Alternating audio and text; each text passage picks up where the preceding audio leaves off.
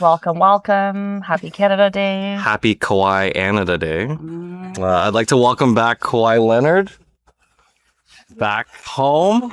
Hopefully he's watching this, right? Kawhi watches this every week. Kawhi, if you need a real estate agent, don't panic. Call Sanic for all your real estate needs. But I'm very happy. He's very happy. Well, what are we excited about? What do you mean? him? You have to explain it. Like half people. It's like me talking about Summer House up here. Yeah. Kawhi Leonard is coming back. You know how we had a championship in 2019? Mm-hmm. It's coming back. Oh, he left? He left. Why did he leave? All right, you know what? I'm done. It's for the people. They need to understand. The people need to understand who you're talking about. The people know. Who doesn't know? Your brother-in-law's gonna kill you. You guys know. No, they Do you don't. even know? I know because I'm married. But do you know who the guy is? Obviously, I took the jersey out immediately. If you saw him when in he the came street, home. That's would what you a know who good he is? basketball wife does. Did you watch him play? No, I have no idea what Yeah, you talking. did I watch just know he's excited about it, and he got a cake on Canada Day. He did get a cake for it, actually. You actually took the picture. I did. Who got the cake? You got the cake? She did. Yeah, that's good. Happy Canada Day. Welcome back. It's now officially What summer. a weird week, eh? All the kids are in various camps, I'm sure. If they're not at camps, they're at work with you guys. They're allowed to come, by the way. Yeah. I wanted to point that out. If you guys do have the children, they're allowed to come to the office. Some of the Yeah. girls at Ajax have been bringing their kids in, It's giving them kid-friendly. iPads. So if you do need to come in and you have the kids, I'd rather have kids. we than are pets. child friendly. We're not dog friendly, so I'd rather have dog kids. friendly now. I had an idea. Maybe we shouldn't do it public, but I had an idea rather than having a staging area there and That's a kids' room. Have- Kids were hanging out in there. We can make have, a summer have a camp. nursery. Yeah, why The not? kids have been hanging out in there though. Have a daycare. Okay. It pretty much is with the neon pizza sign and it's Yeah, there was two little girls that were hanging out in there with their iPads, so they were all cozied up. Maybe I'll put snacks in there. It's fake snacks right now. But Yeah, no, that's okay. what's that? Put a PlayStation in there. Yo, some for the well, like Is you that what- guys will just be there. That's what we'll get That's the for agents back to dads. the office. Yeah. Get the PlayStation in. They Yes. won't be working, but they'll If be the here. kids are not in camp, you need to bring them. Yeah, no, you that's can bring okay. them. Yep. No, you can. That said, did anyone run open houses or are we in full summer mode? What's happening on the weekend? FIFA. Give me another. FIFA World Cup. Sanjay did one. Our match pretty active. So we catch the garage 4 bedroom. It was 11 groups on Sunday and then Oh, 9 groups on Saturday. that's busy. That's busy then. Try and get like 1-1 and we're listed at 989. So Oh yeah, you're doing this slow. yeah, Yeah. we'll see what happens. We had talked about strategy listing before Canada Day versus after. Yeah. Do you regret listing before? Are you happy you did it? Been about 20 showings. So Yeah, Yeah. so that's pretty good. I don't think it showings is- affected it, right? yeah. Like it might, but it's hard to tell. In this market, we're saying don't wait. Like might as well get it up because the Wednesday It wasn't like a holidays. Monday holiday or Yeah. anything like that. I think the Wednesday. Yeah, I listed on Tuesday and then I put the off date this Thursday. So I kind of get 2 extra days just in case. Yeah. Did you get showings on Canada Day? Yeah, I did. Yeah. Yeah, So some people use that as their day off. Yeah. Go look at a house. Okay, good. Anyone else run open houses? I know- Mhm. You went to an open house with your clients, right? Yeah, you're busy. One in Kitchener, one in Philippines. Yeah. At least when I was there, another 3 groups were there. Okay. And does that give the clients FOMO? Does it create a sense of like, oh, there's other people here also looking at it? So it may kind of help. Like we used to say maybe do your own showing private, but it may actually help you. When you go with them. When you go with your client, they see other people who have interest because we don't have that FOMO effect right now. Nobody's really in a rush, but that might help create a bit of. I still prefer private. we do, but When you got the other agent in there and other people, it can be a little tricky. Well, they're not talking. Your client won't talk to them in front of other people They too. they won't. Yeah. Unless the house is really good. But yeah, it's tricky. And they stand in the kitchen sometimes, which I do find is like a I don't know, it could be a hinder if you guys are standing in the kitchen of your open like the main houses. spot of the house Because it's the main spot the clients want to. And I remember going in with my client during an open house and being like, oh my gosh, she was too scared to even look at the kitchen because Yeah. the guy was just standing at the island and she like wants to open drawers and stuff. So like I guess sometimes when you guys are hosting open houses, maybe try to walk around a little bit and don't stay in the kitchen because sometimes they do want to touch and see and all that. And it they it do makes it want weird. their own kind of space without feeling like they're Yeah. being sold to. I've heard some agents follow them around the house. No, don't do I wouldn't do that. that either. But there's so Don't many. do that unless your client's super social. Sometimes like my clients are kind of chatty and they just like it, but it depends on your vibe. Yeah. Yeah, no, that's kind of creepy too. Anyone online message about open houses Or or? any 16 Simcoe, Sebastian, Oh yeah. they didn't have anything. They didn't have anyone. That listing's been up for a little bit though. Is It's not fresh. that that old house? Or? Mhm. I think they dropped the price though on it. And you did one in Scarborough, I believe. It was a semi in It's got Robinstone, I think. Robinson, yeah. 2 on Saturday and 5 on Sunday. Mhm. 2 is Saturday, 5 Sunday. Saturday weather was crappy, right? Was that rain? Wasn't it raining most Saturday? Yeah, it was. Yeah, it was on and raining. off. There was a weird day. It was a day Canada lost. So. That's true. Well, that definitely affected open houses. It did. I'm sure. Yeah. Between the weather and our sports right now. There's always an excuse for something. No. Michelle had 3 on Saturday, 4 on Sunday for a house in Whitby. Okay. So people are still going to open houses, though. So it's still a good method to get business and to showcase the house. That's good. Do you want to chat about what we watched earlier today? No. We just have a bunch of tales that we could jump into unless you want to talk I just had a about market stats. stats one up there today. We have market stats. I don't know. Just curious. I see lots of people here today. Is that because school the kids are squared away now, going to camp or whatever routines they're going to do? Your kids got their summer all figured out. They're looking at Steve here. So yeah. I think it'd be harder, though. So I think it takes a little bit for people to get the kids some kind of routine, and now we should start seeing things busy again, right? Yeah. Yeah, I don't know if we had a true kind of like spring seasonal lift. It's kind of just been this like, There's you just know, been the movement to whole- summer. And yeah. that's okay. Different summer. Yeah. But it goes in waves as well. It's unpredictable. Are you busier than Nelson or weekend? Was so, right? So I'm not sure whether we're getting into the summer market or not. I'm not sure. I mean, yeah. Yeah. So the world didn't end. I mean, the interest rate stayed the same, I guess, a couple of weeks back, right? So they stayed the same. The Kuzma thing never went through, which nobody expected to come through anyways. Stuff I'm reading about the free trade and the Kuzma and NAFTA, all that stuff there is that everybody expected it, but it's not the end of the world. It's just the same thing. They've gone back to a 1-year contract that they can renew every year, I think it is. Or is it every 6 years? No. 10 years? It's a 10-year, but I think each year they can look at it again, and they can look at it again every year, and they got to give 6 months to get rid of it, right? Trump's only got what two years left in his term, so I don't know. Even once he's gone, we don't know what's going to happen. But you never know what he's going to do, right? Did you hear the latest? He comes out with stuff you never even think about, right? Like he wants to have his arch, wants to build that giant arch.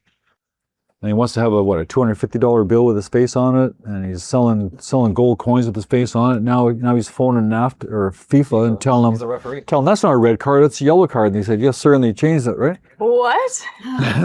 Missed that one. It's because he got the FIFA Nobel Peace Prize. That's not. Trying to keep peace. It just reminds me of a third world country that the president comes in and does stuff. I just can't For a believe sport. and every time you think that he can't think of anything different, he comes up with something that's more bizarre. I don't know. I don't know either. It's weird. It's a weird thing anyway. So anyways, but the good thing is that the market seems to be all right. June was okay. June was okay. June was okay. In July, we're into the summer market. Yes, it's definitely a slow start, I think, for the first 5 days in July. But I can sense things starting to happen. Anybody else feel the same? Some people are really busy. Other people are Summer nodding at busy, summer. and other people are whatever, Yes or right? So no? Floyd Wickman taught us years ago, 30 years ago. Floyd Wickman guys, there's only 1 or 2 here right now, but taught us a long time ago that if you're going to take a vacation during the summer, take a vacation. If you're not going to take a vacation, then don't take a vacation. Don't do both. Yeah, don't like linger around and. In other words, if you're going on a vacation, go. If you're at home, that's not a vacation. Get to work. I was reading another girl on Instagram that we follow, and she used to tell her team to use the summer to take a pause.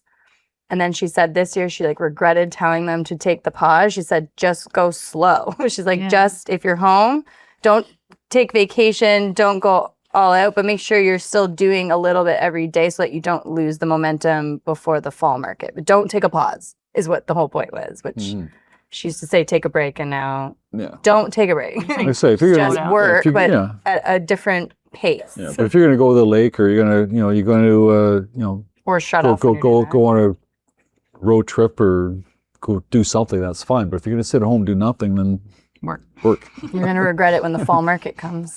Does that make sense? Yeah. Yeah. Mhm. Momentum. Momentum, you got to keep Inertia. it going. It's hard to turn it Physics. off. It's hard to turn it off and on. Yeah. Oh, that's true. Mhm. The new stats. Yeah. Yep. Okay, so let me just June stats. Just so you know, the June came in about 6,700 sales. 6,700 sales is pretty strong. Mhm. You were predicting about 66, 6,500. Yeah, that's my prediction. Yeah. Mhm. Okay, so 67. Now, just so you know, that has been that's now the 1, 2. Oh, okay, yeah, 1, 2, 3, 4. It's 5 months in a row they've had increase in sales. So that's a good thing, right? So momentum starting It's the to highest pick month up on all that. year as It's well. the highest month all year. And if it compared June at 6,700 sales and compared to last year, there wasn't a single month last year that had 6,700 sales. Yeah, nothing. Like not even close. What so, about the year before? so that tells This is total. Oh, yeah, total. so total. So that should be positive news. So It's very good. if you want to talk to your people or talk to your DM or talk to your people you're talking about, you need to talk about those types of things. Yeah. Market was the most sales that Toronto Real Estate Board has had now for at least 2 years. For that 1 month. Yep. Right? So that's encouraging, right? It is. So when you say people want to wait or things aren't doing or things are slow, I tell you that they're not. Right? So it is out there. Sales themselves are up 9.4%. Active listings are down 13%. So what does that tell us now? If the active listings are down and sales are up, that tells me that we've turned a corner. Tells me that maybe that it's not as much as a buyer's market as you might expect because there's less inventory. So I believe things have changed. The months of inventory right now is 4 Yep. 4 months. 4 months, yeah. And last year it was 5 months. So it's 4 months of inventory. That's balanced. So now we're getting to a balanced market. So we've got more sales, we've got less inventory, months inventory at 4. So I think the hump, we're over the hump, in my opinion. 98% is the list of sales ratios. Average days on the market is 29 days. Last year is 26. And the average price $1,050,000. It's up, actually down 3.9. So that's even better. So now you got more sales, less inventory, and the prices are down. Mm-hmm. Not so much good for the sellers, but good for the buyers, and we want buyers to get moving, right? Yeah. So that's So we're now that's encouraging. lower than 2021 average price, but still higher than 2020. We're talking about general numbers in that. I know in the condominium market, for instance, I think the prices are down back to what 2019 prices I was read. 2019 and probably 6-7 months of inventory. Mhm. Not yet. Not yet. 2019, you don't think so? Not my village. Okay, so I think it's pocket Maybe specific I'm too. holding on. We're talking about sold prices, not list prices. That means it came back with the price I bought. Good for you. Where's condo? Yes. Okay. So it's the first dip. Okay. So the average price themselves, it's the first dip we've seen in prices in the last 4 months. So as I said before, this is the most amount of sales in 5 months, and the first time that prices have actually gone down in 4 months. Mm-hmm. So I think that's good news. It is. Myself. Yeah. First 5 days in July started off very slow. I mean, if we shouldn't talk about it, sales right now are down 34%. So I mean, It's like 4 days of stats. yeah, it's not enough to get going there. It's been, and we also had a holiday in there, a long weekend in there. So there's a couple things happening there. So I don't necessarily want to talk about that. So next week we'll have more information for first 2 weeks of July. Yeah, I think the market's doing fine. It is doing fine. No, it's good. And we can feel like the squeeze, like with the less inventory coming out, like when we're doing a lot of buyers right now, we can see it because they are getting into multiples, like it's Buyers are getting a little antsy now. They're like, nothing that they want is coming out either. So everyone's watching for sure, especially the bungalows. I don't know if anyone's on a bungalow hunt right now, but it's hard. And we didn't go over 28,000. we were right now sitting at 27,000. So we're not, the inventory we thought You was going to predicted come. 30 something, right? 40. We had 35,000 last time. But everybody's saying here the second half of this year is going to start to pick up. That's the thing I'm reading too. For all properties or condo? All properties, but even condos too. But Right? like on what basis? Just because prices have come down and we're becoming Prices more. come down, as I said. Prices come down. I think the economy people are getting used to the economy right now. They're used to it. I'm reading stuff. Like last couple of months, there are people telling me how everybody's losing their jobs to AI from the economy. But then I'm reading now that the people that like Ford Motor, for instance, they've hired all back their 300 quality control people. They tried to get AI to do it, and what they're realizing that AI's not the same as a human. Well, they almost don't need a human to run the AI. Yeah, And, I think. and what they found, you're exactly right, because what they found is that they fired all these quality control people, had AI do the quality control. Instead, AI is not doing a good job because AI wasn't taught properly. So they're bringing back the 300 people that they fired to teach AI how to do their jobs. Yeah, so I think the notion that AI is coming to replace jobs is becoming less and less. It's just changing the way people are work, and they're using AI in their own work. Well, I know even at the bank, I have a girlfriend that works there, and they were laying people off, and then they had to hire a new position for AI for their department. So they actually she actually didn't want the job because she didn't know anything much about it, but they had to hire someone to run the AI. So it added a job. So actually. that'd be good for the economy too. That's actually good news then, right? Yeah. Going back to condos, condominiums in Toronto are now more affordable in Toronto than they are in Montreal. Yeah. So the Montreal condo prices are actually more expensive than Toronto. Yeah, That's it says they interesting. have less. They weren't building like we were like crazy for the past 8 years, so we just have tons of supply. Yeah. Still a good thing. It's interesting. Good. I was just reading there's more surveys about seasonality and like when is there a spring market, summer market, when are people going to buy or sell? And now stats are saying that there is no such perfect timing anymore to sell or to buy. They did a poll for Canadians. They found that 64% of Canadians believe there is no ideal moment to purchase a home. I think it's depending on their own job, their own savings, their own security, what's happening in their life. But it even gets more divided, like 27% say it's a buyer's market versus 36% saying it's a seller's market. So nobody really knows. We're kind of just in this balanced market right now. And I think it's very pocket driven. HPI is going to drive the prices in each individual pocket. Leslieville will be very different from Scarborough. But I'm not seeing the same sort of like spring, summer, fall market anymore. We've kind of just seen this up and down. And I think I see it in the agents' businesses too, because there's some agents that are doing very well this year. It wasn't this regular seasonal thing. Some agents are doing well because their people in their own circle just happen to be buying, right? So still people think that there's big challenges in buying, but it's less of the political thing anymore. It's just more about affordability and having the down payment to be able to buy a home. But there's no seasonality, which means now we have to work all year because before agents would typically take July off, wouldn't they? Like that would be you take your summer off and get prepared, but I don't think we can do that anymore. It's kind of this ever-growing thing. I don't know. We can still take December off. December? We'll see. We'll see. Probably around Christmas time. RBC is saying that they've got some kind of affordability chart that they use, numbers that they use, these numbers here, but they're saying here that housing affordability improves. So the housing actually it's more affordable today than it has been in the past. So that's good news too. If you got any buyers out there saying they want to wait, then things have changed. So you got to talk about that stuff, right? RBC would say that. That doesn't make any sense. They love mortgages right now, bro.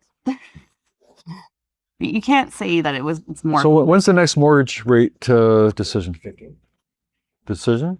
Do you have any predictions there? So for what the mortgages are going to go up or down? What do you think? Yeah. Let's same. 15. So you think it's going to be the same? Not going to be any I think move? that's a good thing too, because people like consistency right now. They don't want this Or go down. or go down. No, I think still prices are coming down. So that keeping the same is putting pressure on prices, which we've been saying for 3 years. It's just a good thing. Yep. So it's good. Interesting. What are you predicting? You don't think so? You think I it'll don't go know. up? When's the next CPI announcement? Because what was it last time? 3.1 or something there? I think it's July 20th. July 20th. Okay. And I'm being told that the oil now is back to pre-war prices. I'm not sure if it's come down to the pumps yet or not, but it's certainly for the raw material, it's come down to pre-war prices. So she needs to come down a little bit there too, right? Mm-hmm. Maybe Doesn't matter. I don't have more like stats type government stuff. No, just I'm done with the I stats. have what would you do? Yeah, yours is probably more interesting based on real life stuff. We've got a couple of things here about ownership of units there. So we've got people get confused, right? There's this condominium at Jarvis and Dundas, and everybody's complaining now because the air conditioning doesn't work, and they want the city of Toronto to come in there and do something about it. And I'm thinking, well, wait a minute here, you own that. It's your own place. It's a condominium. There's no city of Toronto is going to come and save The you. city, yeah. You gotta get your own board of directors and get your own air Condo board. conditioning fixed, right? It's nothing to do that. And at the same time, the city's telling the renters, the landlords of the renters, saying that you can't have the heat can't be more than 28 degrees or something, or 26 degrees, and they're telling the landlords to put all this air conditioning in all the individual units. So that's hard, right? Can we have window units? I guess so. Those don't even have I don't balconies on know. them. But then there's one unit there. Remember that one on Dawes Road? There's 500 Dawes Road, and it's a rental, and the place has been it's been worn down, and the city's given them work orders to do, and they haven't done any work orders. They sentenced the owner to 15 days in jail. Oh, Mm-hmm. because he won't do the fixes? And one judge gave I think it was a $400,000 fine, and it went to appeals. Another judge said that's not enough. And they changed it to $1 million. So you got $1 million fine, 15 days in jail for ignoring work orders from the city for rental units. Mm-hmm. This particular landlord is well known. This has been happening for years. There's a whole legal committee dedicated to coming after this landlord. Well known in that. Yes. Yeah, well known in a bad way. There's also some new Residential Tenancies Act amendments. They were supposed to come into force on July 1st, so I'll find out if they actually did or not. Some of them included that tenants will be explicitly permitted to install window or portable air conditioning units if the landlord does not supply air conditioning. So I think before there was very loose rules about who could do air conditioning, and I think even landlords prevented people from being allowed to install their own units. So based on what you just said, and probably this, that if the landlord doesn't provide it, tenants can install their own. They can't prevent them from doing I work that. for property management guys, and some other places don't have AC, but when they do let them bring the units, they have to sign something saying like the landlord has nothing to do with it. Like if it needs repair or anything, it's up to them. But Some landlords are asking another $100 a month Or they want more. for the electricity if electricity is included in the rent, right? yeah, so So- they're doing that too. For electricity, in cases where the landlord is obligated under the tenancy agreement to supply electricity to the rental unit, the landlord may charge the tenant a seasonal rent increase subject to certain rules. So if you have an all-inclusive lease and you're paying for the electricity, and you can do a seasonal rent increase depending on the usage. I'm sure there's some rules around that. Some fines have changed. This was, I think we already talked about this, but landlords who provide their tenant with at least 120 days to use the property for themselves no longer has to compensate the tenant or offer them an Like a month's acceptable rent? unit. It used to be 60 days and a month's pay. Now it's if you give 120 days notice, you don't have to do that. But if you still only give the 60 days notice, you still have to follow that rule of 1 month. But that's just giving the tenant more notice to vacate, basically. Yeah. Those are all the major ones. I'll see what actually did pass for July 1st. So next week I'll come back and see what actually did pass, but just some minor things there. We talked a little bit about AI before.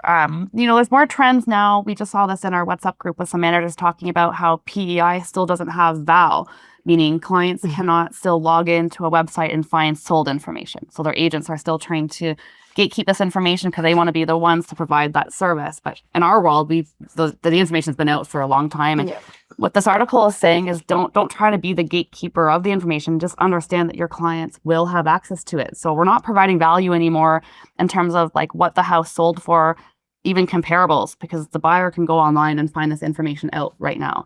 So what we're providing value for is talking through those findings, using our own judgment and intuition to have a conversation about strategy, and that's how we're adding value, because they can get sold price, they can get neighborhood information, they can get school information, they can get price estimates, like they can get tons of information themselves right now. So we know that we got to be, right there with them.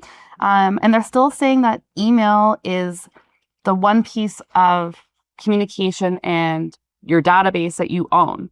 So if you were to lose your Instagram account today or your TikTok or whatever, you could lose all of those contacts that you've built on social media. But you can't lose the people you know that are in your email database, that are in your Google contact list, right? That's still your bread and butter. And so you can still focus on communicating with those people and understanding that they're going to have information that you have already, and you have to add value in different ways now with more strategy and intuition and talking things through. But it's not going away. This is our world today. Emails is so underrated. I think I talked to you guys about that on our pretty much any type of marketing I teach you guys. I'm always talking about building that email list from your social medias or from open houses, all that stuff, gathering emails, phone numbers. It's because it's your data now. Yeah. Who is working with seniors right now? I know Susan does. You did your accreditation in specializing in that. Are you seeing more of your clients in that senior age range and helping them downsize, or is they don't know where to go? Yeah. So I think there's an opportunity for all of us to help these people. I'm reading an article now. What they're trying to promote the course you can take through CREA. It's an actual certification in specializing in seniors help, but the world right now is struggling because a lot of seniors are emotionally not able to move. Physically, they can't pack up their stuff and move. And so what ends up happening is they do nothing. They age in place. They live there forever. And then the estate or the kid or someone has to do it. But in that time, they're suffering in a huge house that they can't really maintain or own, but just because it's too hard. So there is opportunity for you guys, whether it's through a course that you're taking or just in your own service offering. You might want to partner with people that can do junk removal services. We have one that we partnered with. Seneca's got a friend that's specializing in a new business to help with estate sales, get really comfortable with auctioning off items. So Seneca's selling his mom's house soon. We just did an auction on Max Sold. It's not a new product, but they just recently revamped and rebranded. They basically come in and tag your items, make a list. They hold an auction on one day. They sell everything bids up, and people come to pick it up. So you're not making millions of dollars on the stuff you're selling, but the nice thing is that someone comes to take it out of your house. You don't have to hire junk removal or anything. So something sold for $1 to like $70 to $100. You know, like they show up with like a Lumini, or it's all online. No, it's all done online. Okay. It's all online. The company gets some money. You can do Everything's online. it's all catalog online. Everything's just a documented picture, description. All the bids are done. There's a day the bid ends. Sunday they come and pick it up. Like I said, it's not a money-making thing, but the nice thing for your clients is that they come and pick up the Just stuff. take it away. Like Just literally, we get had it like my mom has these old bags of towels. Someone bought it for $1. And as a nice way environmentally to like reuse some stuff and not just throw it in the garbage too, because people just have a lot of stuff. But my point is, make sure you've got a junk removal, you've got an estates person, a cleaner. I've seen more questions in the group this past week. Do you have an estate planner? Have a cleaner? So have these people in your circle so that you can service these clients, so that you can make them feel more comfortable, because there are people out there that want to sell their house, they want to move into a condo, they don't have family, they don't have support systems, they don't know how to make this move.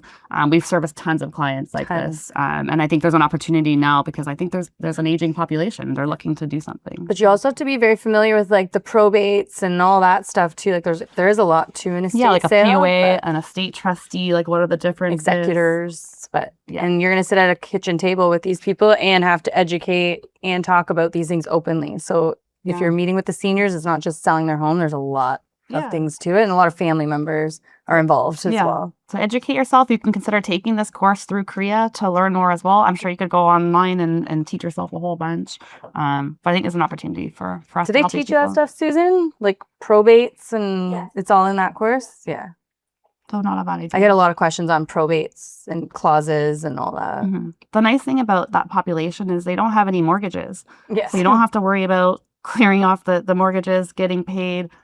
They're generally pretty happy with the price that they get for the house because they've been living there forever. They bought it for a low amount. They've been there 30 years. I like these types of sales because they're so excited when you tell them what it's about to sell for. It's not the fire that's bought 3 years ago or the greedy person. I will say those ones typically pay the most commission too. I don't know They what it understand is, but value they don't service. try to budge you on it because usually it's the kids selling for the parents. It's not really like their money. I just find I don't know. We have never had to fight as much on commission. It's a nice experience. It's work and details and a lot of like coordination, but it's a nice experience in the end. Do you have more stuff before I talk about these new rules we just found out about? Which rules? The co-op. Oh, for that one? Okay, you can talk. Okay, I'll talk about this. Let's go back to HST. So HST was a problem for new builders. Anybody been to new builder sites? Does anybody Yes, pay they attention to that? Are the new builders doing okay with this HST rebate? It's been quieter. Been quieter? Yeah. Okay. For us, it was quiet, but I am seeing outside the GTA, like they're selling. Mm-hmm.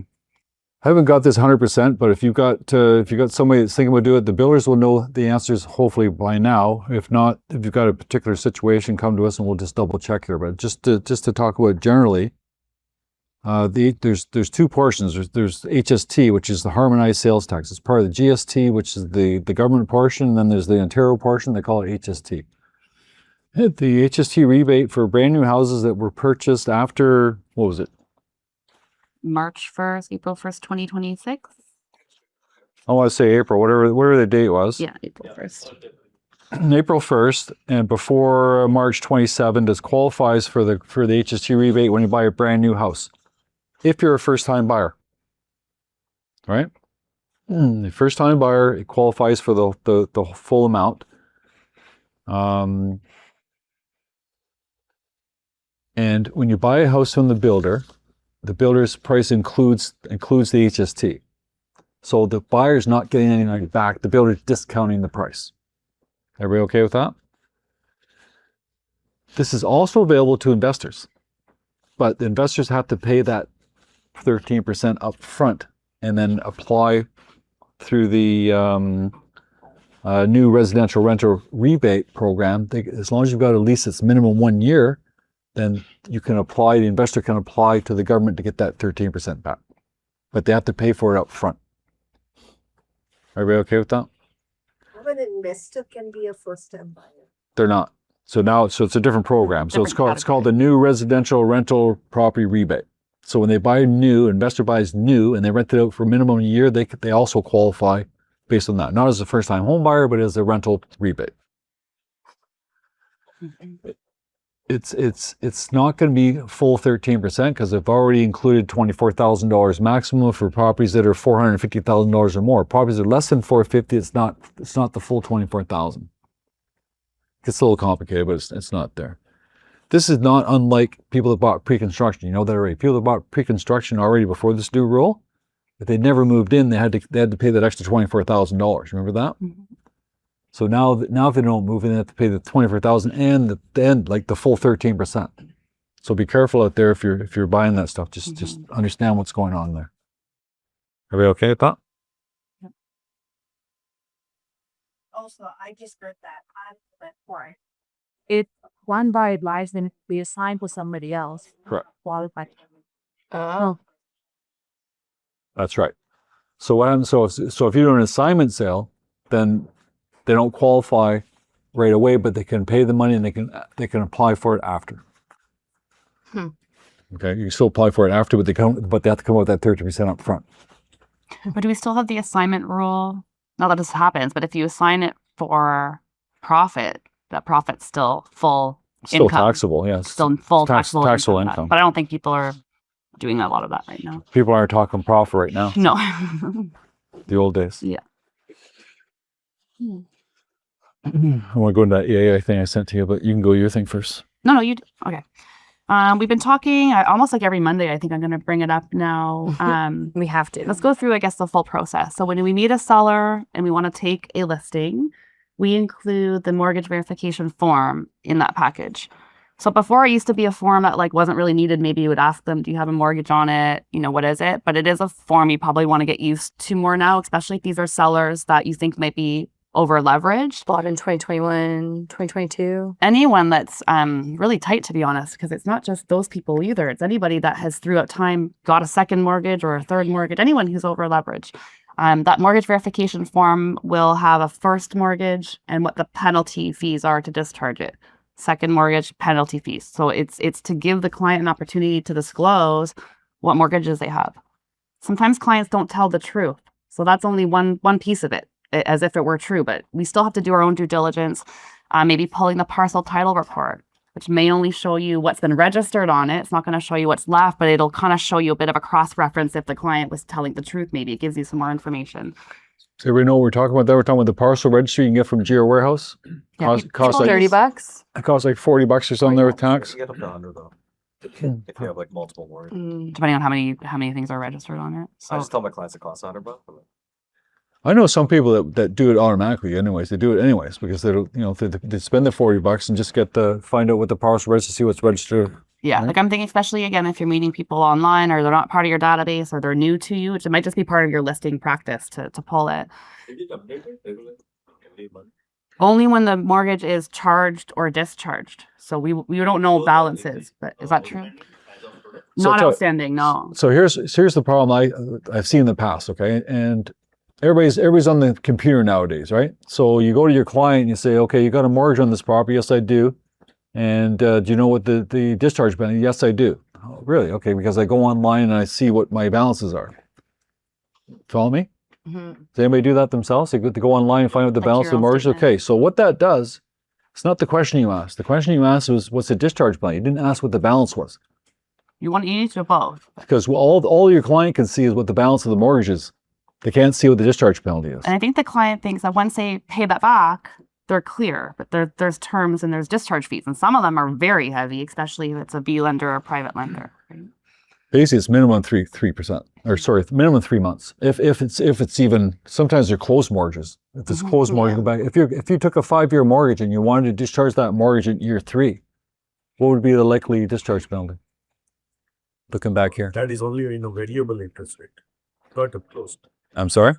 Only in variable interest variable rate, rate. 3 months interest payment. So I'm saying, so if it's a fixed mortgage and you took a 5-year fixed mortgage and you wanted to discharge it at year 3, what's the discharge penalty? Usually 3 months. No. Mortgage rate differential. No. No. It's a fixed, I'm talking about a fixed mortgage. Fixed mortgage is not dischargeable. They count. They want their interest they from the count whole it, duration of the balance period. of the months of the mortgage. So they take the full balance of, so they take the full, so you got to pay another 24 months of interest to discharge. Yeah, depends. So imagine how shocking that could be. Right? And somebody just got attention here. Now I'm getting your attention. Yeah. Right. There's So no clear answer for that one unless you call to the thank mortgage. you. So So that's- the third thing you're going to do is call the lender yourself Yeah. and ask, what's the discharge fees? They may not give it to you because you're not the client, so it just depends. But if the But tell client your doesn't clients know, to ask do them. it with them together. Let's call them right now and find out what your discharge fees are, because you need to know that. I can't be surprised. So let's say you take a listing, they do the mortgage verification. Let's say your price is around what you think you need to close a mortgage. Maybe it's tight, but it's pretty close. You put the listing on the market, you get an offer, you're doing the math, you think it makes sense. Then you take a deposit. So we are recommending that you try to get at least 6% deposit, Not 5. because you want to do your 5 plus HST, right? So that's assuming you guys are taking 2.5 and you're cooperating at 2.5. You want to try to get 6% deposit. And that's because, let's say in that scenario, the client now actually has a shortfall of $20,000. So the lawyers come to you and say, we're short $20,000, and they're going to ask, do you want to reduce your commission? We're probably going to say no. But let's say you don't have enough. We found out there's new rules, we think from 2024, when prop checks changed their rules. So it used to be whatever deposit you held, you would disperse proportionally. Let's say the deal closed. It was tight, but it closed, and we're holding this deposit. So it used to be, let's say you're splitting half and half, we would disperse it equally. So whatever we have left, we'll split it half and half. The new rules say you're actually obligated to fully cooperate with the cooperating broker as per MLS. And if the deposit is not enough, you still have to fully cooperate with the cooperating broker. So that money now comes from the brokerage. It's not going to come through you if you're part of that deal and didn't do due diligence. And then you get the leftover. So the main, if there's none left over, there's none. The cooperating broker gets paid first fully. You as get the listing. whatever's left, which could be nothing. It could be something. So the main message is go through all those steps when you're taking listings to do your due diligence to find out, because it could hurt you in the end if you have to cooperate with a broker and there's not enough funds left. Deposit is a big one. So make sure you're getting nice, healthy deposits, because that'll help fully pay you in the cooperating broker if it does close.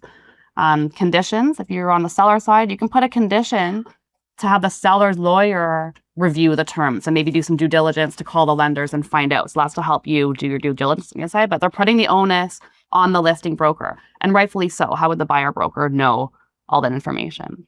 So still important for you as agents, even though the client tells you something, you still might want to do your own due diligence and do your own research and really make sure that the math is making sense and that, you know, everything's going to align at closing.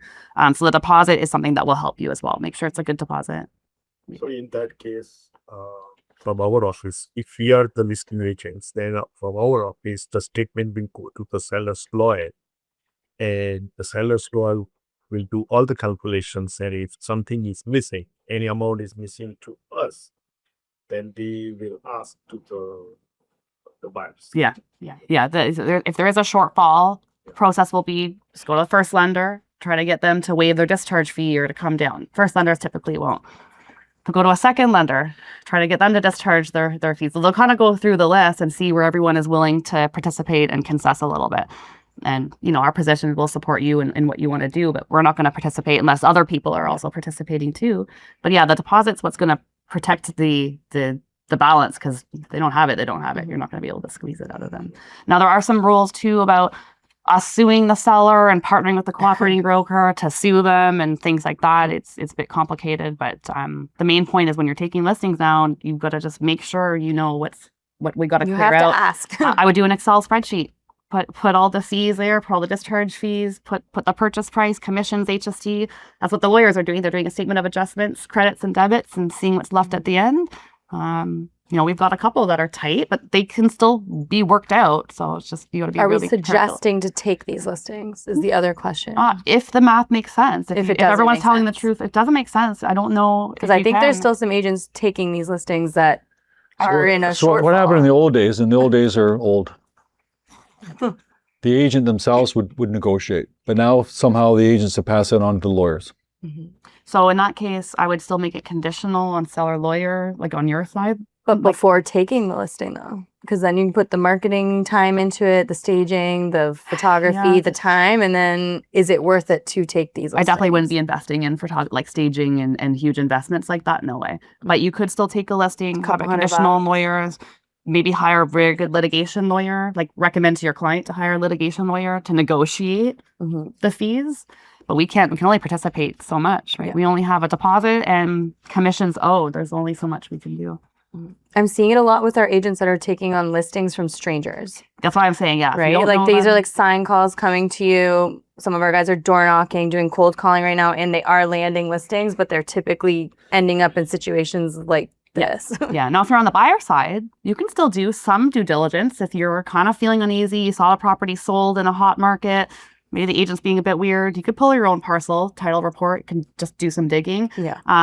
And if you see, maybe like hopefully that other side discloses to you what's happening. Usually you would know. And if they put a condition for their side, it's for your client's benefit. So don't let your buyer get freaked out because now the seller hasn't conditioned. It's for everyone's benefit to make sure we can close and that no one's homeless at the end of it. So it's, I know it sucks to have a condition on their side too, but it's to help everybody make sure the deal can come together.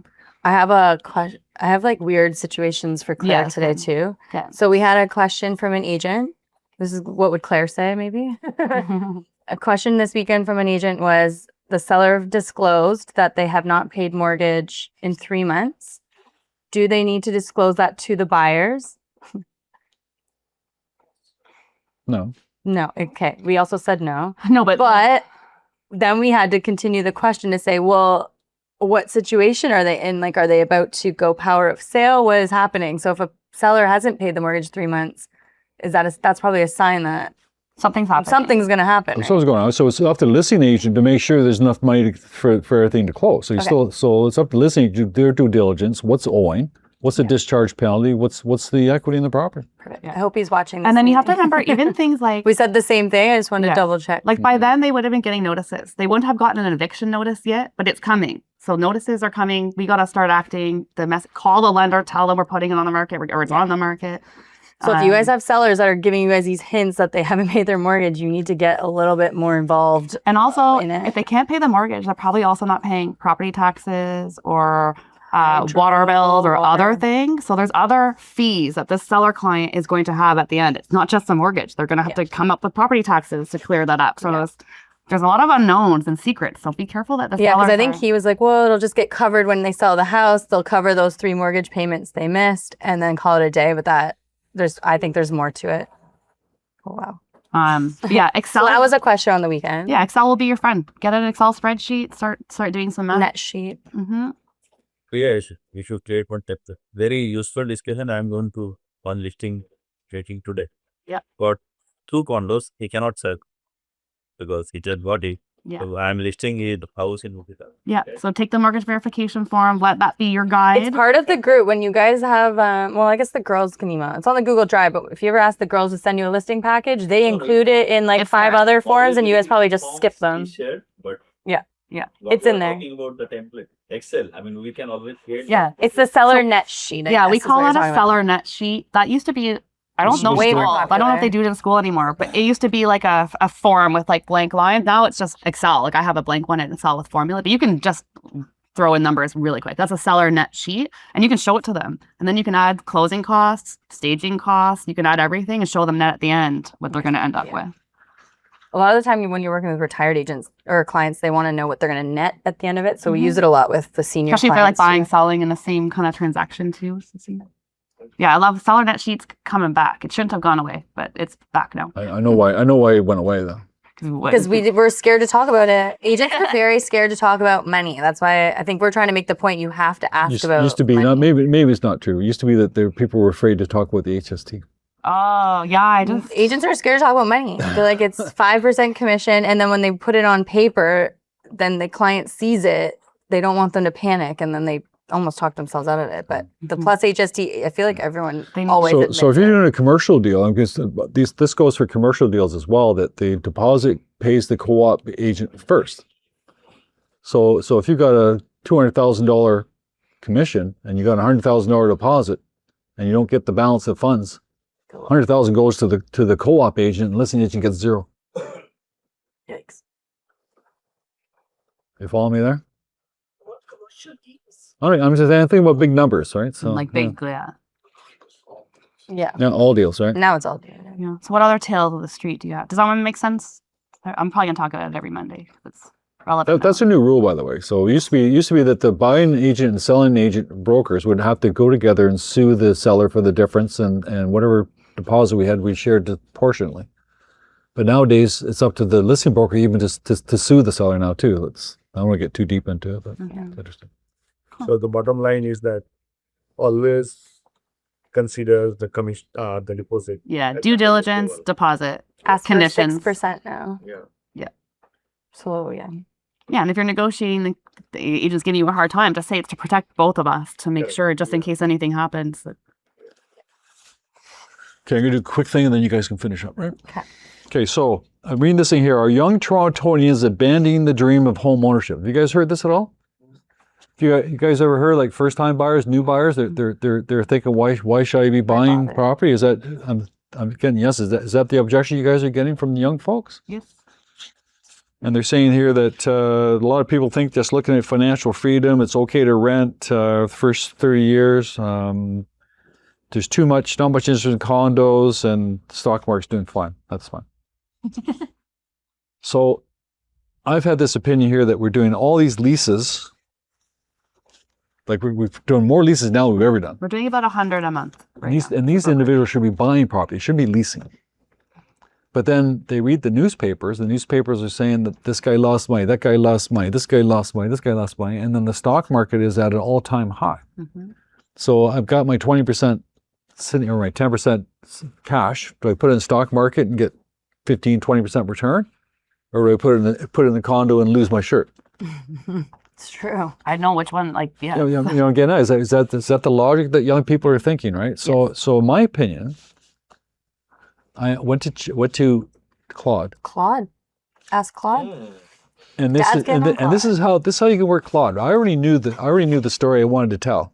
So the story I wanted to tell was, if I had 10% down 25 years ago, and when I took that 10% and bought a property, or I took that 10% and put it in the stock market, where am I better off? Yep. All right. Valid question. And then the thing I have to do, if I put the money in the stock market, I have to rent, don't I? But if I buy a property, I have to pay for taxes and maintenance.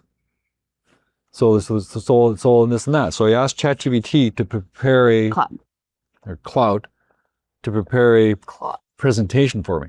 And what it did, it created PowerPoint, which I guess you can convert to PDF, right? And it says a market in transition, slowing home prices, crashing condo market, record-setting TSX, or rewriting the math for first-time buyers. So it goes into the summary of the markets. Is this right now that the HPI composite is minus 5.4%. So the price is minus 5.4. Home sales year over year, a 9.4% increase, which you talked about that. Yeah. New listings are minus 12.9. Sales to new listing ratios are 39.2. So all this information here, by the way, I never gave this information. I just told them my premise was, I want to know if, just like I said, somebody put 10% down 25 years ago, what's it worth today? So it came up with all these numbers itself, not me. Then I talked about the condo market in free fall. I talked about 95% collapse in new condo sales. 77% of Toronto investors with new condo mortgages were losing money as of 2023. Average investors losing $597 a month just from mortgage payments versus rent payments. So they're actually losing that type of money. And it goes on to it's a little PowerPoint presentation. It goes on to say how locking into a large mortgage while prices are still adjusting downwards is a concern. Condo units especially carry resale and valuation risk. Elevating carrying costs, rates, taxes, condo fees with softening rents, land transfer tax, legal fees, closing costs. If you just rent, if you're renting, you still have to, if you're going to invest in the stock market, you still have the place to live. Mm-hmm. So now you're renting. Yes. So I have to include the cost of rent as calculation. So there's flexibility when the market finds its floor. Full exposure to TSX just hit record highs. No exposure to condo fees, special assessments, or maintenance. Capital stays liquid and can be deployed if prices fall further. So right now it's comparing the two. I go through the math. It goes through the math. I got the case study. So back in 25 years ago, the average price was, guess average price 25 years ago? 50,000. 243,000. Right? Today the average price is $1,050,000, right? So if I put 10% down back then, 24,000, or I put that same 24,000 into TSX. On the house, I had to pay for my taxes, had to pay for my maintenance, had to pay for upkeep. On my if I invest property, I had to pay for rent. So I had to pay the rent, I'd pay upkeep and all those years and so on and so forth. So I said, what's the difference? At the end of 25 years, which when you get old, looking at the old guys, 25 years goes like that, does it not? Jesus. Right? I'm looking at Why are you pointing it out? I'm looking at the old people. Calling them out over here. If you're a 10-year-old kid, summer never ends. But when you get in your 70s, so trust me, 25 years is not that fast. So after 25 years, if you own the home, your home is now $1,050,000 tax free. All right. But if you had invested it in a TSX in particular, so if you really can't, because maximum is $7,000 per year for the TSX. But anyways, if you did the TSX, your value then would be $932,000 after 25 years. So it would be less. So you're better off by a couple $100,000 to purchase. But the caveat here is that if you're going to rent, if you're not going to buy, you're going to rent. The only way this calculation works is that the difference between renting and the difference between buying, the price difference, $1,000 a month, whatever it might be, you have to reinvest that. You just can't put it in your pocket. Yeah. If you don't reinvest that money that you're saving, then you're going to be out $500,000. Mm. So the question to the new person is, if you think renting is better than buying, are you taking that difference in that money and reinvesting it for 25 years? Otherwise, you're far better off to own. Yeah. And they may say, yes, I'm going to reinvest that extra cash flow in TSX. Cool. That makes sense for your goals. Yeah. But let me ask you yourself, They likely how many people Exactly. for 25 years will save that amount every year for 25 years? Because the argument that I hear is I want to use the extra money to go travel or to buy this or go out for dinner. So they're not reinvesting that money. They're using it to live. And that's some people's prerogative as well. Yeah. But then you can show them.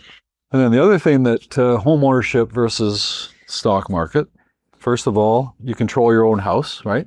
Nobody's going to be kicking you out after a couple of years. Mhm. Unless you No stop no landlord can task you to leave. Every mortgage payment builds equity. Inflation works for you instead of against you. Inflation means that the value of the property goes up. The gain in your principal residence is tax-free. Over long periods, Canadians have consistently built wealth through home ownership. Like meaning history has shown it does go up.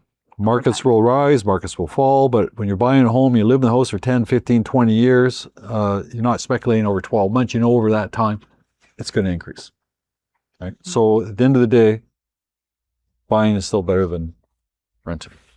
Boom. So how can we package that all up and use it as a tool in our... So my point here is with this is available. I gave it to Katelyn. Anybody wants that, they can have it. You can create your own. You can create your own thing. You like read the papers, come up with a theory, tell the AI what your theory is, and have it put in a presentation that proves it. You could even do an Instagram carousel, like just a thing, or you could do it as a presentation for the I was client. gonna say, You could do a my thoughts would video. be like, we had an agent last week. What she was doing is she went back to all of her past tenants. She actually has a listing that she's trying to sell and it's dead. So she's just calling her past tenants and presenting this house to buy. But it would work out for that situation when she's calling her past tenants, maybe saying, hey, I just did some market research on the difference between buying and renting. Do you want to hear about it? And maybe just send them off that presentation or get it summarized somehow in an email or something. But if you guys are thinking about ways to get in touch with your tenants and convince them to buy, that would be a great presentation. Or right there. even a first-time home buyer submarket, Yeah. you can want it to be something like that, right? Presentation, That'd be an great as a email, seminar. something. That's a great topic. Or even in the back of your mind, I want to think about renting. And why do you want to rent? Well, because I'm hearing all this other stuff. And then did you know blah, blah, blah. Yeah. You're right. The media is so negative. You know, it's like right on their side. Like, you're going to hate it. You're going to have to take care of it. First thing they love to do is that Joe lost $500,000. hmm Right? They love that, right? Yeah. And then I've seen even in Reddit people having that same conversation. I'm young, I'm thinking about buying, but I'm reading the media and it says not. And so people that are savvy who've been living in their house will come on Reddit and say, listen, same thing. I've been in my house for 30 years. I love this. It's mine. It's my family's. You get to build your own thing. So there are pros and cons. I know Mo's was doing a whole reach out to your tenants, showing them units in that same building that they were living in, what it would cost if they rented it. Did versus anything bought come it. from that, Mo? The people that are more ready to buy said, I'll wait another year, save up more, and buy a house. Okay, But, it's like, still future yeah, but, relationship like, almost building. buy condo. Yeah. Some of them were like, they're Okay. like, you know what? Like, I make good money. I almost have enough down payment, so give me another year. Yeah, that's a hard argument because you almost want to say, well, if you buy now, prices they gonna prices go will up? go up. But if they're trying to buy a house versus So a maybe you condo, gotta send them like townhomes or something. Semis. So, I look at it this way. If you bought a house when you're 30 years old, when you're 55, it's mortgage free. Hopefully. Mhm. But it is a hard argument to convince someone to buy a At condo. and 55, sell it's it. mortgage free. But we need prices to come down so they can afford the So townhouse. 55 seems old for some people, but 55 doesn't seem that old for others. Yeah, to a young Gen Z, they're gonna be like, "You're crazy." Like that's scary. Yeah. No, that's good though. And you liked using Clive? That was not your first time using it, but No, that's but you liked It's it. good for presentation creations. I like it. And to my point earlier, like you didn't put in market sets. You just told it you were in Toronto. It knows where to go. It knows to go to the Treb website. It's public information, so it knew where to grab it. basically I told in my opinion, I don't know. I'm just curious. Yeah. Is renting better than It's a case study. buying? Mhm. And I gave it the premise. And you then didn't it bias came up. it, so yeah, that's good. Yeah, people who made good money on share market. I had two same similar Tenants. I had them to buy and rent it last year. They were going to buy this year. They said something about money making. I think they invested Tesla, a couple of technology stocks. That didn't do well. Now they don't want to take out the money. Sorry. Oh, because it's doing well? Yeah. It's doing too good. I The stock market's strong right now, so it's and I don't know if it's fake or what it is. I don't know. hold on to But over 25 years, you know what's going to happen, right? Up and down, up and down, up and down. Mm-hmm.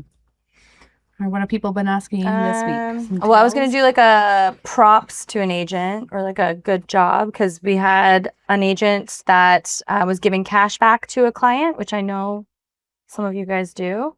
But he actually ended up doing a really good job that the client actually gave that cash back to the agent. So Oh, I yay! think that was a really cool doesn't display of happen good very- service and for you guys to recognize as well that you don't always have to give cash back. If you guys are doing a good enough job for your client, you don't need to. Well, this situation, at the beginning, the clients did ask for That's- it. yeah. It was agreed, and then But imagine you didn't do a good job and they'd be like, yeah, give me that cash back. But because even knowing that you were giving up money, still did a good job and got that money back. And we don't hear that happen a lot, but Yeah. thought that was a really cool thing. 1 out of a million? yeah. Well, then we got to do better service. Yeah. We always do better service. Because I know it is hard to want to service a good client knowing you're going to give the money Yeah. back. It does make it not feel so nice. But that was kind of a cool story for the week. That's good. I wanted to do like a what would you do situation. So if you guys had a listing and you guys had a realtor.ca lead that wanted to view that property with you on that day and you were not available, what would you do?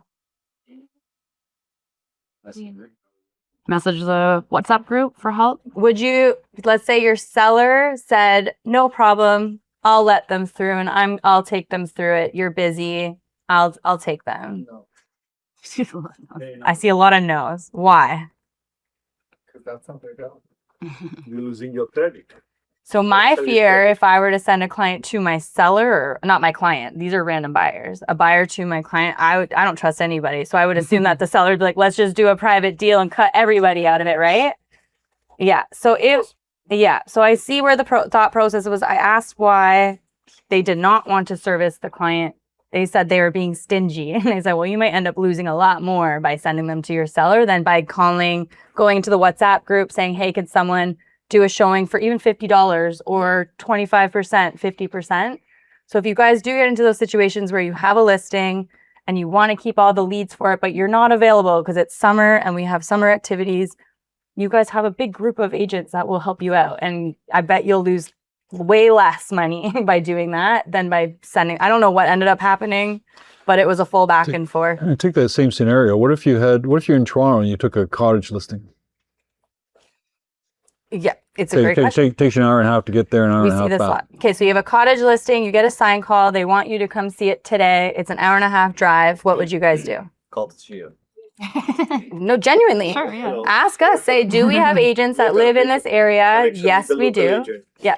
Or a local agent. But like even in this brokerage alone, we have agents that are in Hamilton, Kawarthas, Prince Edward County, Barrie. We now have an agent in Guelph. Waterdown. We have agents all over the place. So if you guys cannot service a sign call, just connect with an agent in the brokerage, or I'm sure there's a local agent that would be happy to take your sign calls. But there's so many ways that And that's something you want to do right at the very do beginning. it at the very beginning. You don't want to do it after you get a sign call. You want to go to a local guy and say, look, I know I'm taking this listing here. You're probably not happy with that, but I don't mind giving you all my sign call leads if you'll take care of them. Yeah, but do not let your sellers take those random buyers through it. I know it sounds great, but I don't know what ended up happening with it. But I had this written down for no reason, but just trust no one. I have it too. I literally have a don't trust verbal. This is a lesson that we had. So never trust. Let's just say we had a situation with a property. We did a sale on the condition of the buyer selling their property. It came down to the date where we had not sold their property yet, but we still wanted to firm up. But we said, we'll firm up tonight if you're flexible on closing. The agent's like, yep, no problem. We'll be so flexible in closing. Continue selling your home. We'll firm up on this. Also, we're like, great, this guy seems trustworthy. Did we sell the property 2 days later and then go back to those guys and say, hey, we were ready to change the closing date? And they're like, ghosted us. So do not trust anybody. Everything is in writing, not a text message, like in an amendment. Do not do verbal. Properly. There's no verbal text messages. Trust nobody. Trust Even your literally nobody. Yeah, Don't trust these sign calls nothing. So that was, I had that on, to trust no one. So it's not a matter of trust, by the way. You're dealing with the other agent and yourself. Yes. Unfortunately, it's the buyer and the seller who are buying their Exactly. property. It's nothing to do with the That's agents. right. It's not up to the agent. So the agent can say whatever he wants, but Exactly. who cares what he says? It's up to his That's client. right. Yeah. The minute it goes down to negotiate with the clients, it's a different. Exactly. Yeah, but sometimes the agent also take names. Exactly. They all So play. trust nobody. Trust Trust no one. no Even one. if you know them, just Even don't if they're trust. from your peer, trust none of you. That is true. Hopefully you guys can trust each other, but Brokerage too. you never know. I just know, literally writing. Okay, I had another situation. What would you guys do if you went to a listing appointment and the seller said, Another agent came. They said if they brought the buyer as the listing agent, they would reduce their commission. Would you do the same? What would your response be to the seller? You're trying to get the listing. You're trying to get the listing. Another agent said, if the buyer comes, Correct. I'll reduce my Yeah, commission. sure. Like, what's the likeliness? Okay. So our agent had a really great objection handle. It was very long. They did get the listing, but I said, you didn't even need to do all that. Just say yes, because the chances of you bringing in a buyer is very low, right? So you can just keep that, yes, if that's the objection, because another agent offered it and you're going to hire me based on if I bring another buyer. The chances of you guys bringing a buyer to your listing is low, so you probably can agree to it or pass it to another agent again in the brokerage. There is ways to get around it, but our agent did do a nice objection. They It's got the a sale. listing, but he probably didn't need to do this long, as long of a message. Is that a bad? I don't know. That's right. Well, like sometimes we try to like oversell with We our words overanalyze. and objections and stuff. When you, in the end of it, we have to just like take ourselves out. Like, what are they really asking? Like, it's not really going to happen. Like, what am I making a big deal about it for? Like, it's- Exactly. Yeah. So like if you're a new agent, actually I had that communication mistake. Sometimes when a seller brings in something, you kind of over talk and over explain where there's this situation. And then he started laughing when I said, oh yeah, I would have just said this. He's like, yeah, that was much an easier approach. So that was just a funny, but you're going to get that as well. I think that was most of it. Just trying to see what most people were doing. We were doing 6-month check-ins this week. I sent you guys the email that I sent actually in the WhatsApp group. I had a ton of responses from it, probably the most responses I've ever get from email marketing, which what I did was went through our entire database. I said, hey, you bought a house with us in 2019, 2016, 2018. Just wanted to do a personal check-in to see if you guys needed anything, want to know the value of your home. Otherwise, have a great summer. And that's all it was. And we got, I think I had at least 20 responses from about 60 emails, which is a lot of responses because a lot of the time when I send a lot of emails, they just don't respond at all. And a lot of them said not yet, but maybe in 2 years. And I'll knock that down as a 2-year follow-up to pay attention to them for the next 2 years. So if anything, it's just triggering which people to watch out for. Like they're like, oh, not now, but in 3 years, in 5 years. And now you're like, great, I'm going to stay on top of you for the next 3 to 5 years. So if you guys are thinking about doing like a 6-month check-in or a half-year check-in, I got the email in WhatsApp. I would highly recommend sending it if you guys haven't touched base with your clients in a long time. I even put the date in bold with no shame, being like, we haven't talked in a few years, right? Yeah. I think that was about it.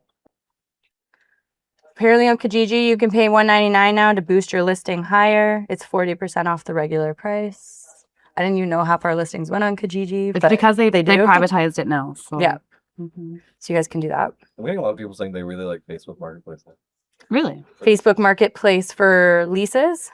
I'm hearing like mixed. I'm hearing some people are hating Facebook Marketplace and some people are You really mean to liking it. advertise to get more clients or as a way to advertise the listing? Just in general from a tenant perspective and from Tenants are using it. So if They you do are use looking it. for clients and tenants, they're on Facebook Marketplace more than the realtor.ca for sure. I'll just do one more. CRMs. I had an agent last week ask me what CRM does all my social media posts, does all my marketing, and nurtures all of my leads. And I had to say, like, I don't know if there is one. I'm looking at you, San, too. Is there one that does all of it? I think we would all be out of business if there was, but There's 3 different things that you sign up. exactly. So I'm like, these are 3 different services. So a lot of agents lately have been asking me for like the magic pill. And I think if there was a CRM that did all of that for us, I think we would all have it, Yeah, we'd sign right? up. So I'm selling a pill for $1,000 if I a pill for $1,000. But yeah, the reality is, guys, you do have to participate. You have to post your own social media. You have to plan it. You have to do your own lead generation, your own ads to collect the leads, and you have to do your own nurturing. Is there automations on CRMs? Yes. Like you can do you can do automated monthly newsletters that get sent out, which you guys have access to, but a CRM is not going to do your job, unfortunately. So I've really felt bad for saying there is different programs that will do each of these services, but unfortunately, no. I'm sure you've had that question probably forever. Doesn't AI do it?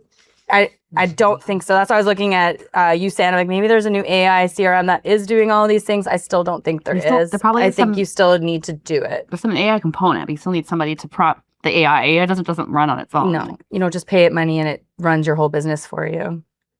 But that was what I had. Anyways, I've got events. Do you want me to go to those? Okay, so our next event, July 15th, which is coming up Next week. very fast next week. Golf day, family fun day, whatever you guys want to do. Mini putt. Was it mini putt, driving range, batting cage, and gem mining in the morning. And then we'll go to the Mandarin. If you haven't RSVP'd, please email Ginny so that we know how many bodies we need to get ready for. Whether you're bringing kids, spouse, whatever it is.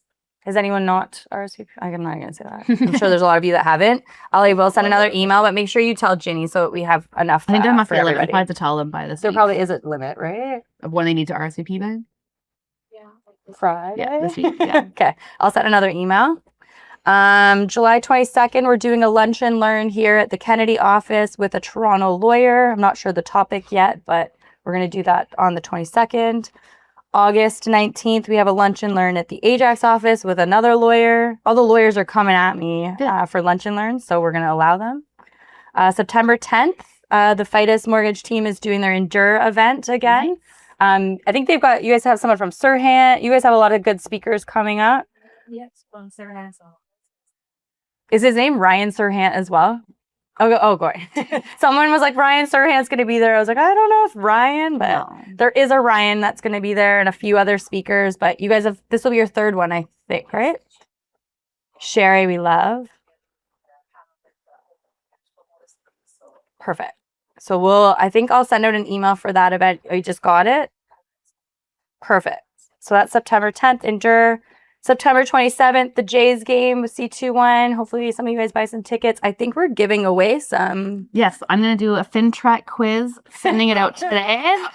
And the prize, just for doing the quiz, not for getting a good score, just doing the quiz is a free Jays ticket on September 27th to come with us. Yeah. So you get a jersey or a hat, and then you get to hang out with a bunch of Central 21 Canada agents.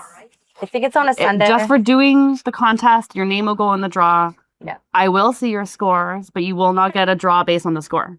But you will get a call from Rosanna, our compliance officer, to re-educate you. But that will be coming out this week. That's coming. And then I'm sure we'll have some training sessions in between there, but also want to get you guys ready. I'm already going to talk about our back to school program. I've been playing around with some new topics and revamping the program a little bit. So it's going to be more like an MBA style for realtors. So it's going to be a little bit more of a higher level, but get ready for our back to school. I think it's going to be about 5 or 6 weeks. It's like an MBA of real estate. He's like NBA. NBA now. So Maybe you white should letter be plays behind. of the NBA. Oh, I thought so. Yeah, I knew that. But yeah, we have a lot happening. But we're taking a little bit of a breather for you guys trainings on Wednesday. So we'll just do a couple summer lunch and learns and Talk then about 2 lunch and learns.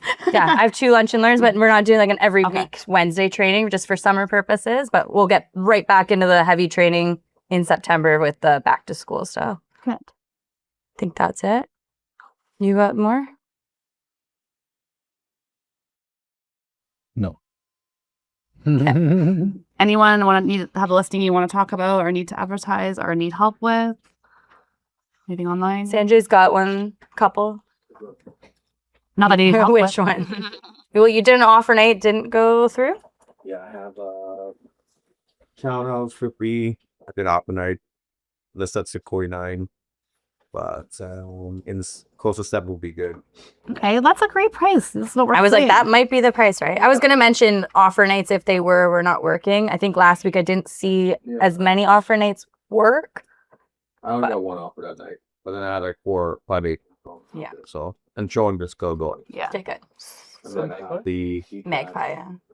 4-bedroom a home in Whippy on Winifred. It's really nice, really huge bedroom. Looking for like 1-1, so we're doing up a night on Thursday. And then I have a cottage that's Brenton House in Court Lakes, and that was going up Thursday. So yeah, Busy. that one maybe like 750. So what are you doing for showings? What- You got Tashia on your backup. What for are that you one, doing? What are you right? doing for showings? For your Kawartha Lakes. He's like, no, he's going to go. He's going to go. For sure he's going to go. I have to. No. Yeah. 2 power of sale. 2 power of sales. Oh. 2 power of sale and got the listing. What I just need to see the mortgage. So yours are was like, they're do we- already power of sale. So the bank's controlling your terms and commissions, and they'll give you exactly what they want. This Yeah. house, and one is condo, but condo is I think priced really well. 499 is listing. Yeah. And condo in good condition. Okay. Katelyn. Oh, okay. Close to here. Yeah. And one more I will be listing this week. That will be detached in Mississippi. Mhm. Nice. So I wonder if people are listing now in the summer. There's think more they listings are. coming. I guess they were waiting for spring and then that didn't. Now they have to. Now they have to sell. showing a court of possible. Oh, Are you guys on the? Wow, these are ridiculous. Okay. oh goodness. Yo, Sanjay hasn't learned yet. Oh, yeah. Be there in an hour and a half.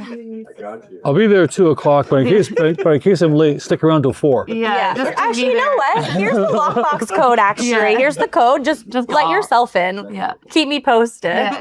Also, don't do that. That's funny. Okay, well, we're back on Monday next week. No holidays or anything. So we'll see you on Monday.